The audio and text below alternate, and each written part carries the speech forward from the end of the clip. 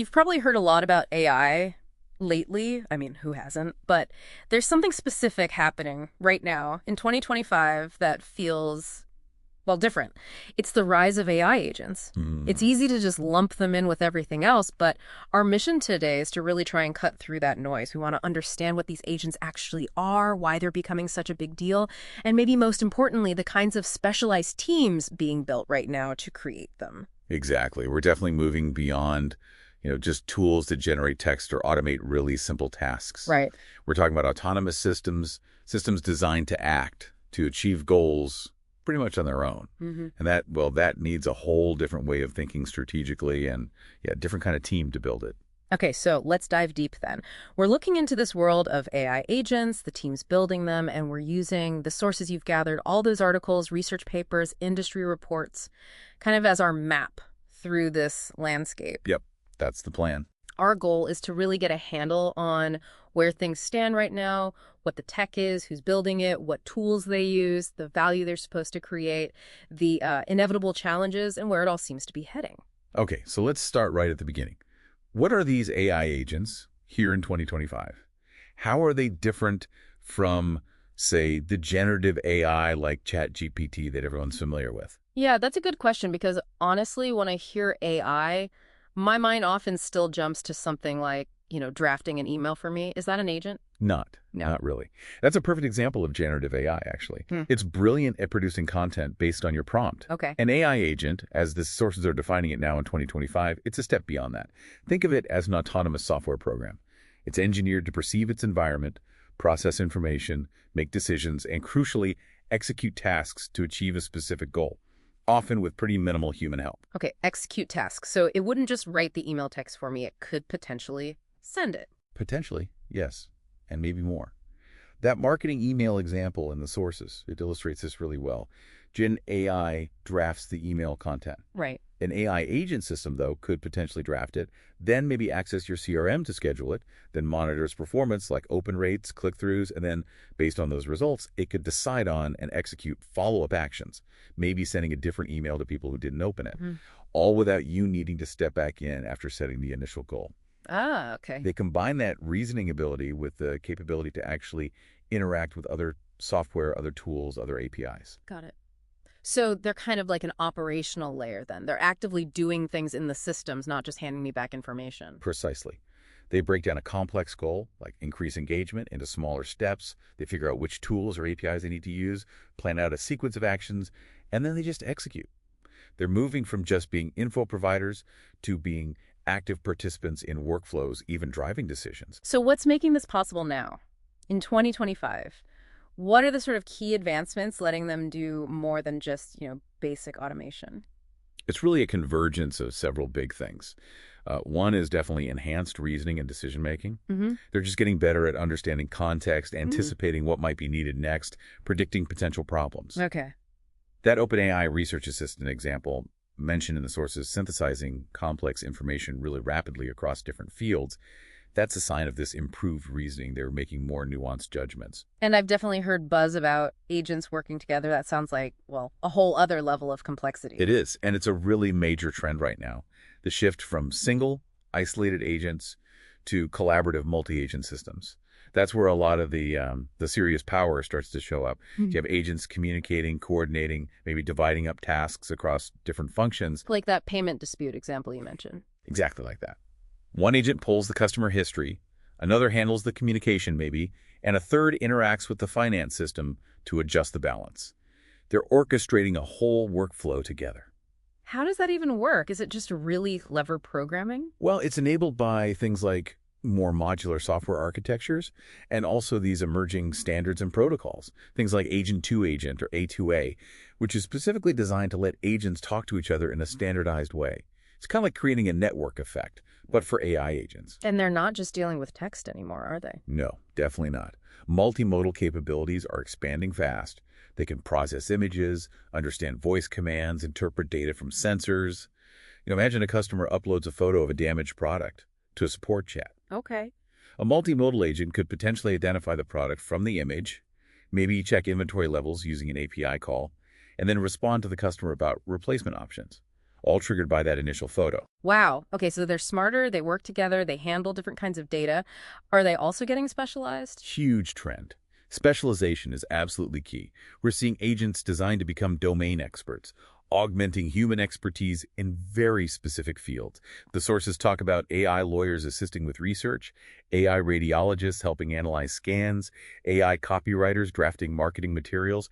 They act as highly capable partners within those professions. So this specialization leads to better results in those areas. That's the idea. Higher accuracy, more efficiency when they're focused on a specific domain they've been trained for. It really feels like this is moving beyond just research labs and hitting the mainstream now. It absolutely is. Yeah. Adoption is spreading, and agents are becoming more proactive.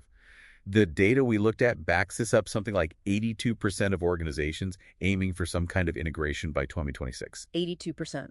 Yeah. And Deloitte's forecast, 25% of enterprises already using Gen AI will deploy agents this year, 2025, rising to 50% by 2027.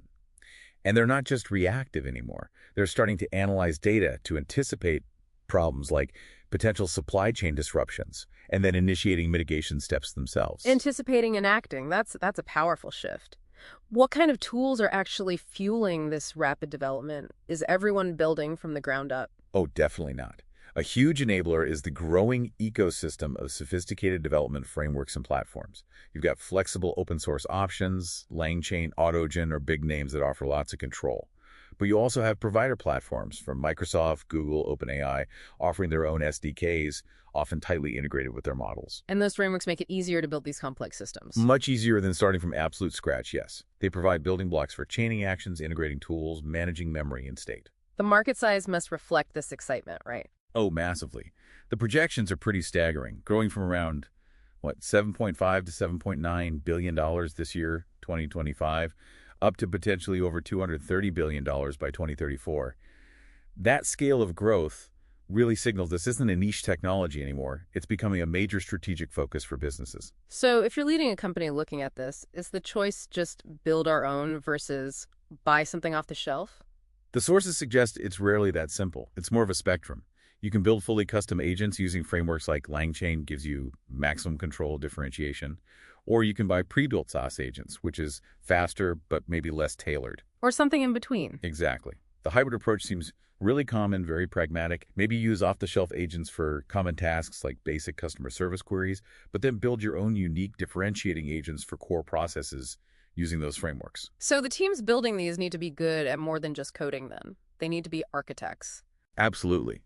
They need to be good at integration, at system design.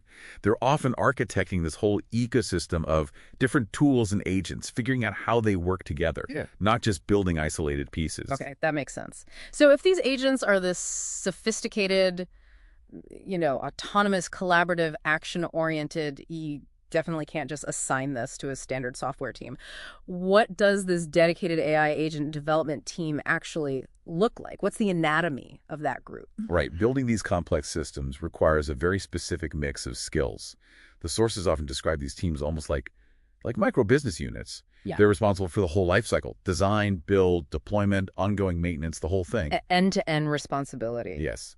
And that means they need diverse expertise, all collaborating really closely. So it's not just grabbing a few machine learning engineers and calling it a day. No, far from it. Yeah. You absolutely need the AML engineers, right? For the core models, the fine-tuning that powers the agent's reasoning. You definitely need data scientists.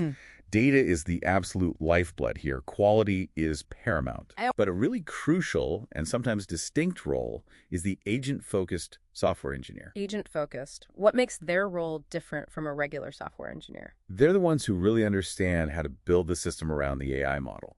They design the core architecture, figure out how to integrate the agent with all the external tools and APIs it needs to actually act on its decisions, connect to databases, send emails, update CRMs, whatever it is. They also tackled the really thorny issues of scalability and reliability for these multi-step, often long-running agent tasks. They bridge that gap between the AI model and the real-world operational environment. Got it. Building the connections and the workflow. Who else is essential? Well, you need UX/UI designers, but their focus is a bit different here. It's about how humans interact with these agents, how you build trust, how you make their actions transparent and understandable. Right, because they're acting on their own sometimes. Exactly. Then you need DevOps and, specifically, MLOps engineers. Getting these complex, data-hungry systems into production reliably, monitoring them, updating them, that's a huge job. Product managers are key to make sure the agents are actually solving real business problems and aligning with the overall strategy. And given that specialization trend we talked about earlier, the AI lawyer, the AI radiologist, I'm guessing you need subject matter experts. Absolutely vital, non-negotiable, really. For an agent to be truly effective and safe in a specific domain, you need deep domain expertise guiding its development, its training data, its constraints. Those experts work hand in hand with the tech team. This mix of skills really sounds like it creates a whole new kind of technologist profile. Yeah. The AI agent developer, how are they different from, say, a traditional developer or even a pure ML engineer? It's definitely a distinct profile. Yeah. Traditional software developers usually build systems with predictable logic, defined inputs and outputs. Even many ML engineers focus primarily on optimizing the performance of the model itself in isolation. AI agent developers, they're working with systems that are inherently more dynamic, less deterministic. They had to deal with what the sources call fuzzier objectives. Managing uncertainty is a core part of the job. Fuzzier objectives, like improve customer satisfaction. Sort of, yeah.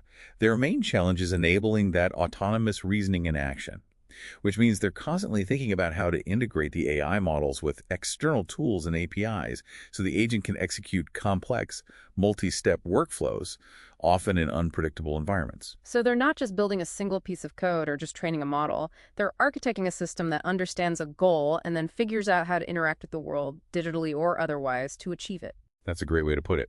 They need what some people are calling a full-stack AI mindset. They need to understand the nuances of the model, sure, but their main focus is integrating those models into larger operational systems, designing the agent's interaction capabilities, orchestrating complex sequences of tasks, managing the agent's memory or state as it works towards a goal over time. It's this broader system-level thinking that's really key. That sounds like a really rich mix of technical skills. Python, ML, system architecture, APIs, cloud. What else is essential for these teams beyond the pure tech? Well, beyond that strong technical foundation, they need really sharp analytical and problem-solving skills. Agent behavior can be complex, sometimes unexpected. You need people who can design experiments, troubleshoot weird behavior, iterate based on data. Makes sense. Communication and collaboration are also huge. They have to explain these sophisticated AI capabilities and also their limitations to non-technical people. And they have to work effectively across different domains, especially with those subject matter experts. We talked about prompt engineering earlier, which is everywhere with generative AI. Is that the core skill for these agent developers? It's a skill, definitely. You need to know how to interact effectively with the underlying language models, but the sources are really, really clear on this. Prompt engineering alone is not enough to build robust, scalable, reliable AI agents. Not even close. Okay, that's important. Building agents using frameworks like LangChain or AutoGen involves so much more. It's about designing the overall architecture, defining the agent's goal clearly, giving it access to the right tools, managing its state or memory across multiple steps, handling errors gracefully, and orchestrating potentially complex interactions, maybe even between multiple agents. These engineers are fundamentally system builders and orchestrators, much more than just prompt designers. That distinction is really critical. So, given this unique and pretty demanding skill set, how are organizations actually finding these people? How are they assembling these teams? It sounds like a challenge. It is a huge challenge. It's absolutely a talent war out there for these specific profiles. Organizations are trying different things, building teams entirely in-house gives you control and helps retain knowledge, but it's slow and requires finding those rare people. Right. Outsourcing can give you faster access to expertise and more flexibility, but you might lose some control or deep integration. Right. And then there's the hybrid approach. Which seems popular. Yeah, a lot of companies seem to be starting there, maybe using some pre-built SaaS agent solutions to get started quickly, see some initial value, while they simultaneously invest in building up their own internal expertise with the development frameworks for more strategic custom agents. And is this talent expensive? I feel like I see wildly different numbers for AI roles. Oh, they are highly sought after, and yes, they command high salaries. But there's some nuance, like the sources point out. Some general surveys might show a lower average salary for a very generic title, like AI agent developer. But when you look at job postings, For roles that require the specific skills we've been talking about, that system building, the integration, the orchestration roles like lead agent engineer, LangChain, or AI agent software engineer, the salary ranges listed jump dramatically. We're talking 175K, 250Ks, sometimes even higher. Wow. It really suggests the market is valuing that complex system building capability much more than just general programming experience. So organizations looking out for top talent really need to benchmark against senior AML roles or maybe even software architect roles, not just standard developer salaries. So you need aggressive recruitment, maybe partnerships, Right. but also looking inward, Don't frame. training. Precisely. Given the scarcity, cultivating this capability internally is often crucial. That means significant investment in internal training and reskilling programs. Taking talented existing software engineers or ML engineers and specifically training them on these agent frameworks, architectures, integration patterns, and a whole orchestration mindset. Okay, let's shift to the how. We know the teams are specialized. What are the actual tools, the platforms, the methods they're using day to day to build these AI agents in 2025? Right. Like we touched on, they're definitely not starting from a blank page most of the time. There's this growing ecosystem of tools to help. On one side, you have those flexible, often open source frameworks. LangChain, AutoGen, Crew AI are prominent examples. They give teams maximum control, customization, let them really tinker under the hood. Okay, the pro code options. Exactly. Then on the other side, you have more structured platforms from the big cloud providers and AI labs, Microsoft, Google, OpenAI. These often offer tighter integrations with their own proprietary models and cloud services, and sometimes they lean towards lower code interfaces. Are we seeing a big push towards no code or low code specifically for building agents? Is that becoming a major pathway?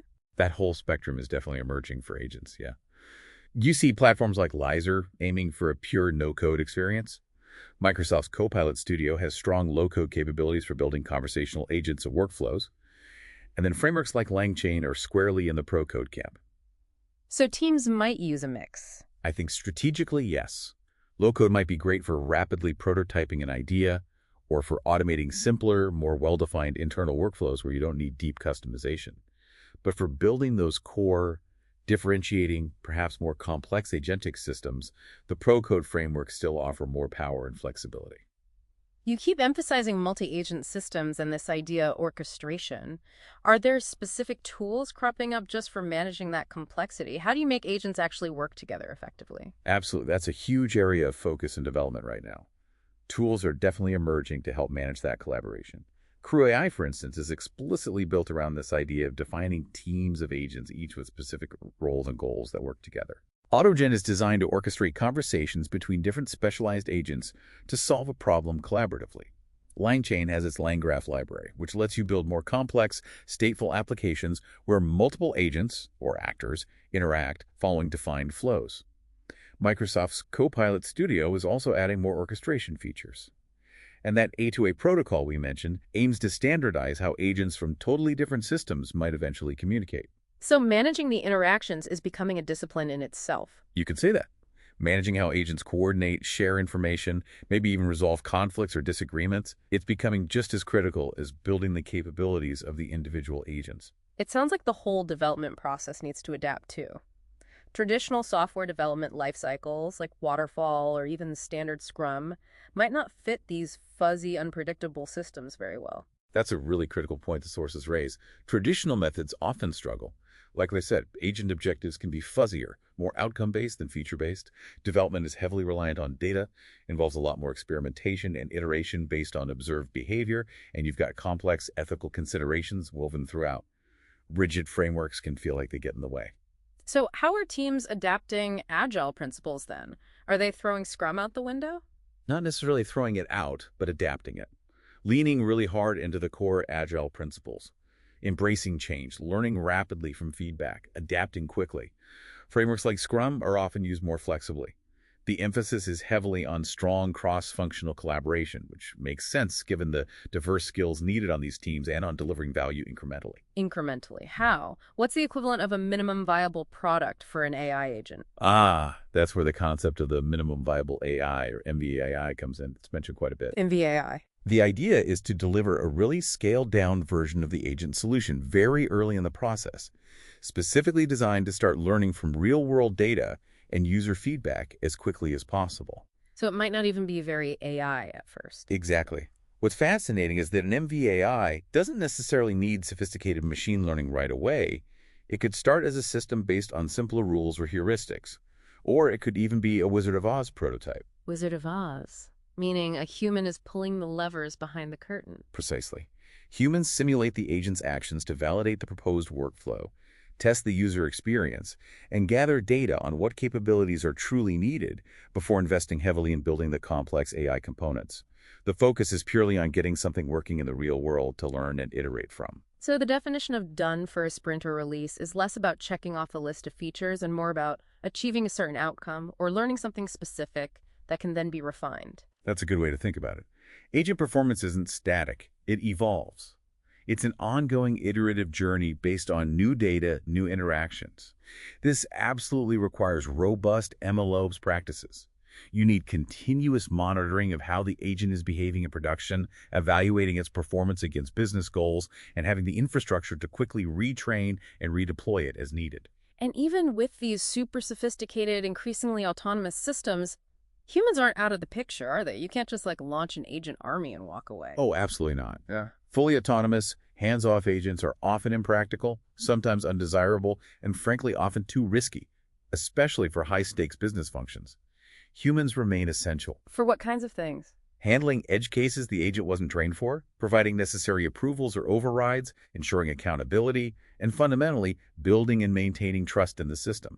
The goal usually isn't full automation, but augmented intelligence, designing systems where the human agent team performs better than either could alone. Making that human-agent teamwork actually work smoothly must be tricky, though. What are the big challenges there? Designing those seamless handoffs is a major one. How does the agent know when it needs help? How does it escalate effectively to a human? How does a human provide feedback or correction without causing friction? It requires really careful design of the workflow and the interface. It's about achieving what's sometimes called controlled agency. Controlled agency, meaning? Giving the agent enough autonomy to be useful and efficient, but ensuring humans remain in control at critical points or when things go off script. And a huge part of enabling that control is transparency and explainability. Right, the black box problem. Exactly. Humans need to have some understanding of why an agent made a particular decision or took a certain action, especially if it was unexpected or wrong. That's crucial for trust, for debugging, for oversight. And it's really hard with complex models. It requires good logging, visualization tools, ways to inspect the agent's reasoning process. And I guess the user experience design here goes way beyond just making a nice chatbot interface. Oh yeah, definitely. When you're dealing with agents performing actions autonomously, maybe even systems of multiple collaborating agents, the human user is often in more of an oversight or management role. So the UX challenge shifts towards the UX of orchestration and oversight. Okay, what does that involve? Designing interfaces that let humans monitor the overall state of the agent system, understand what different agents are doing, perhaps see their confidence levels, intervene effectively when needed, manage exceptions, provide feedback that helps the agents improve. It's a whole different kind of interaction design. This paints a really clear picture of the what and the how of these teams. But let's get to the why.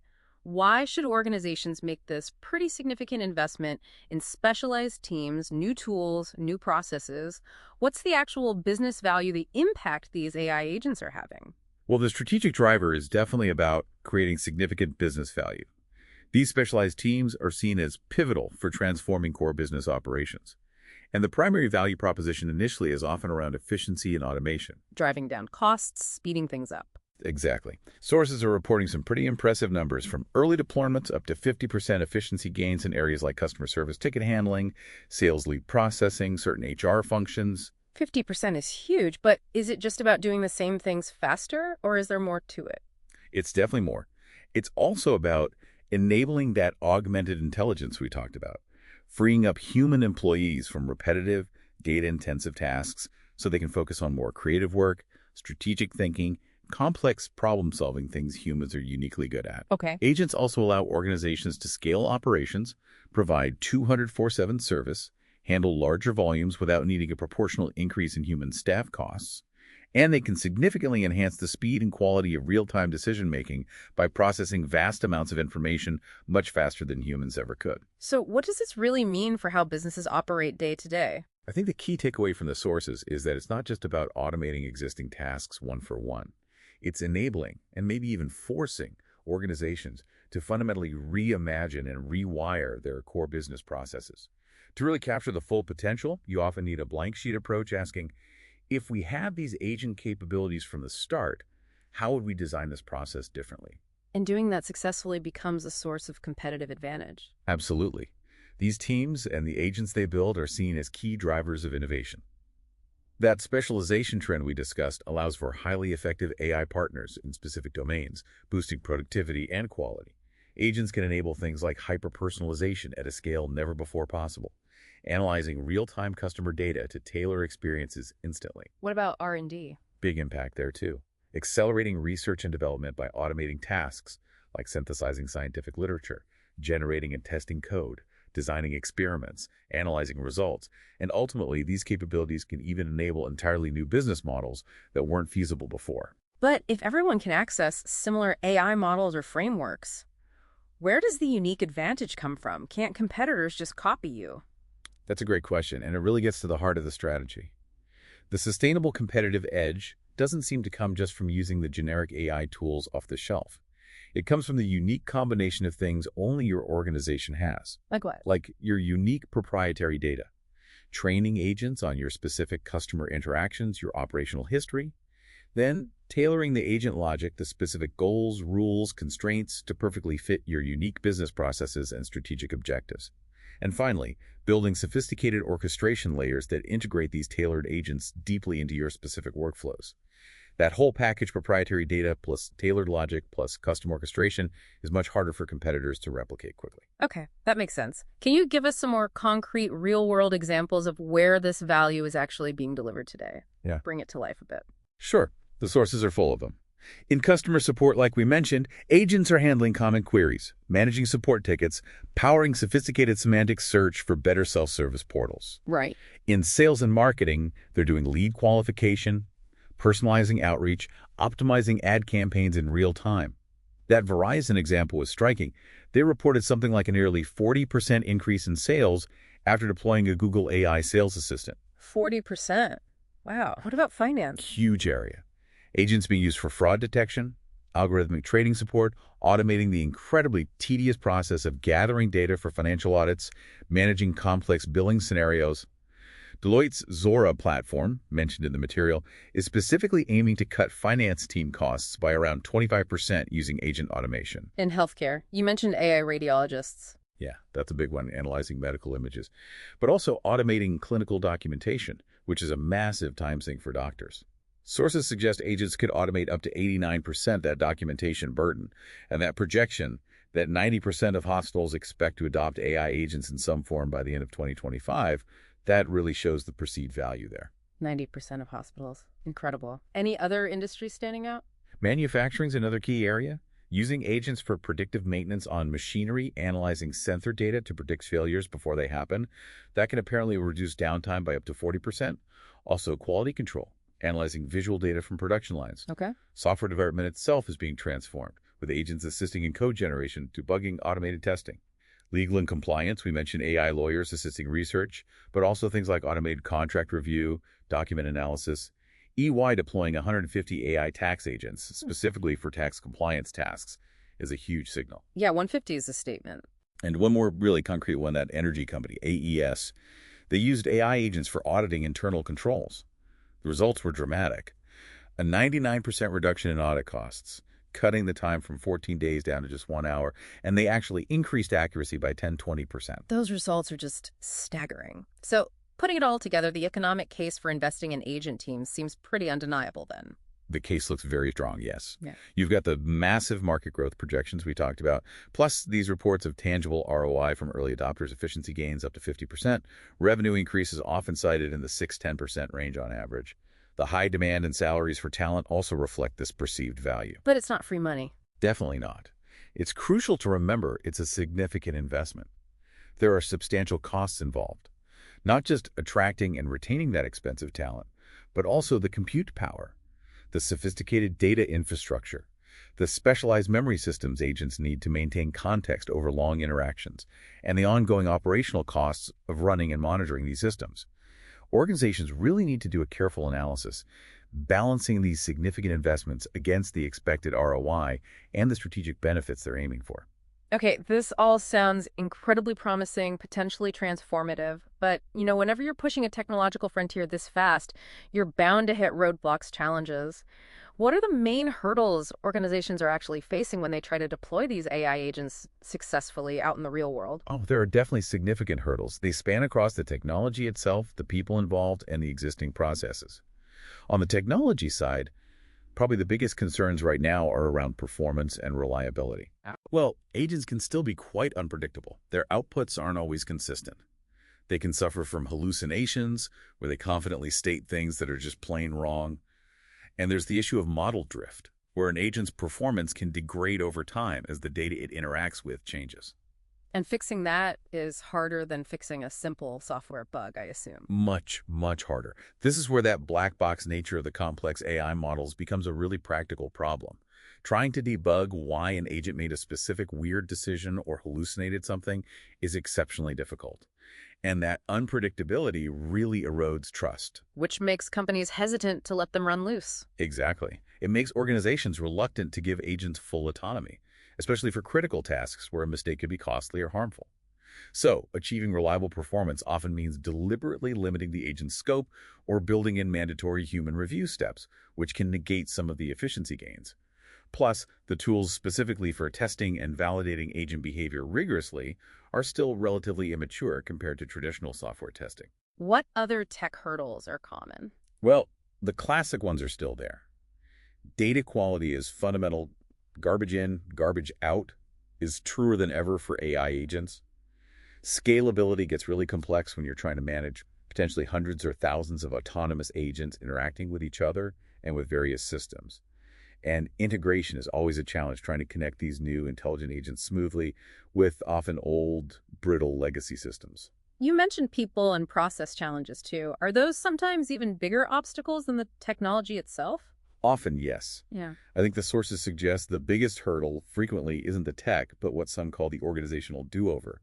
It's the fundamental need to rethink work processes, redesign jobs, adapt the workforce, and change the organizational culture to actually integrate these agents effectively. That sounds massive. What does that organizational do-over actually involve on the ground? A huge piece of it is designing effective human oversight and, crucially, building trust. Figuring out that right balance between letting the agent run autonomously and keeping humans in the loop. Designing those human-in-the-loop, HITL, workflows so that escalations are smooth, interventions are effective, and feedback is captured. And trust requires transparency. Yeah, absolutely. People need to feel they can understand at some level how and why the agents are making decisions, especially when those decisions impact them or the business. Establishing clear accountability frameworks is also vital. Who is responsible if an agent makes a mistake? And there's a big educational component. That stat you highlighted earlier, only 45% of employees feeling familiar with AI agents compared to 73% of leaders, that points to a critical gap in understanding and training across the workforce. So change management and workforce adaptation become absolutely essential. Critical. You need robust programs for upskilling and reskilling employees so they can learn to work with these new agent colleagues effectively. For many knowledge workers, the sources suggest it's less about outright job elimination and more about significant role transformation. Agents take over the repetitive, data-heavy parts of the job, freeing humans to focus on higher-level analysis, strategy, creativity, and interpersonal interaction. But there must be resistance, fear. Of course. Managing internal resistance, natural skepticism, fear of job loss is a major leadership challenge. It requires strong, clear communication about the strategy, demonstrating the value through successful pilot projects, and really focusing the narrative on how agents will augment human capabilities, making jobs potentially more interesting and valuable rather than just replacing people wholesale. These agents become like digital deputies, and that inevitably changes team dynamics and requires adjustments from everyone. Okay, this has been incredibly insightful, covering the agents, the teams, the how, the why, the challenges. Looking ahead now, maybe gazing into the crystal ball a little. Beyond 2025, how do you see AI agents and the teams building them evolving? What's next? Well, the trajectory seems pretty clear based on current trends. Agents will almost certainly continue to become more autonomous. Their reasoning and planning capabilities will get more sophisticated. We'll likely see much more complex multi-agent systems becoming common, with Better tools and standards for orchestration, perhaps. That A2A protocol really taking off. So more collaboration, more intelligence. Yes, and probably more seamless integration into everything we do digitally. Agents operating more pervasively, often in the background, perhaps anticipating needs before we even articulate them. Some people talk about this vision of ambient intelligence. Ambient intelligence, like agents are just woven into the fabric of our digital environment, working together constantly. That's the idea. Integrated deeply, maybe even interacting more directly with the physical world through advancements in robotics and the Internet of Things.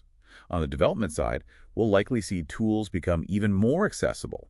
Maybe powerful no-code, low-code platforms will mature further, democratizing agent creation to some extent. And the focus on safety and trust. That will only intensify, I think, as agents become more capable and autonomous, ensuring they are safe, reliable, unbiased, and aligned with human values will become an even more critical challenge. So the teams of the future, they might not just be building individual agents, but designing, managing, governing entire ecosystems of these interconnected, constantly learning agents. That seems like a very plausible direction.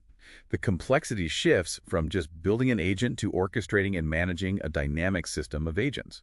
That requires skills in system design, monitoring, governance, and continuous adaptation at a whole new level. So based on everything we've dug into today, the potential, the challenges, the trends, what are the key recommendations that emerge from the sources for organizations looking to navigate this, agent-driven future successfully? What should they be focusing on? Several really strong strategic imperatives come through. First and foremost, a relentless focus on strategic alignment. Don't just build agents because it's cool tech. Define clear business objectives first. Understand where agents can provide unique value or competitive differentiation, often in core operational or revenue-driving functions, and apply them there. Business value first. Makes sense. Second, a major ongoing investment in talent and continuous skills. You have to recruit strategically for those unique agent-building skills, yes, but just as importantly, you need to aggressively upskill and reskill your existing internal talent. Foster a real culture of continuous learning around AI because this field changes so fast. And the technology approach, build versus buy. Adopt that pragmatic hybrid technology approach we discussed. Use off-the-shelf SaaS solutions where they make sense for quick wins or common tasks, but invest in using frameworks like LangChain or AutoGen to build the unique, differentiating agent capabilities that are core to your strategy. How about the development process itself? Embrace agile and iterative development. Start small, maybe with those minimum viable AI projects. The goal is to learn rapidly from real-world feedback, iterate quickly, and scale based on demonstrated value, rather than trying to build the perfect massive system from day one. And the foundations, data, governance. Absolutely fundamental. Rock-solid data governance and quality practices are non-negotiable. It is the lifeblood. And you have to establish robust governance and ethics frameworks right from the very beginning. Responsible AI can't be an afterthought bolted on at the end. It needs to be woven into the entire development lifecycle with continuous monitoring and adaptation. And finally, the human element again. Always essential. Actively foster human-AI collaboration. This means training your teams not just on the tech, but on how to work effectively alongside agents. It means redesigning workflows to optimize those human-agent teams. And it means constantly working to build trust through transparency and clear communication. Oh, and one more, build a connected ecosystem. Design your agents with APIs in mind from the start, so they can be easily integrated with each other and with your existing systems across the organization. It really sounds like succeeding with AI agents isn't just a tech project, it's a full-on organizational transformation. It truly is. The sources suggest long-term success really requires cultivating what you might call an agentic native organizational culture, a culture that's comfortable rethinking fundamental processes, redefining roles, adapting management structures, and embracing change to effectively and responsibly integrate these autonomous capabilities throughout the business. So preparing for this future, it's about staying curious, being adaptable, keeping a clear eye on the strategy. Exactly. Continuous learning and adaptation are absolutely key. Stay focused on driving real, tangible value, and ROI. Don't get lost in the hype. Navigate this space with a balanced perspective, understanding both the incredible potential and the very real limitations and challenges. Think big about the long-term vision, absolutely, but start small, learn fast, and scale based on actual results. And underpinning everything, always champion responsible innovation. Well, this has been a genuinely illuminating deep dive. We've journeyed through the landscape of AI agents in 2025, seeing how they represent this significant leap toward autonomous, actionable systems. We've explored the specialized, diverse teams needed to build them, the new tools and iterative methods they use. We've seen the immense potential value in transforming operations and sparking innovation, but also grappled with the very real technical hurdles, the critical human element, the organizational shifts required, and the profound ethical considerations. And understanding this whole landscape, the capabilities, the team structures, the skills needed, the challenges, the strategic plays, it feels absolutely crucial for anyone, really, trying to navigate and succeed in this rapidly evolving world of work and technology. Absolutely. So let me leave you with a final thought to mull over. If this future we're heading towards is indeed one of ambient intelligence, this pervasive network of communicating, learning, adapting agents making decisions all around us, woven into our environment, what does that truly mean for us as humans to design, manage, and simply coexist with systems like that? What new skills, perhaps beyond just the technical ability to build the agents themselves, will be the most valuable for us to cultivate to thrive in an age where intelligence is quite literally everywhere?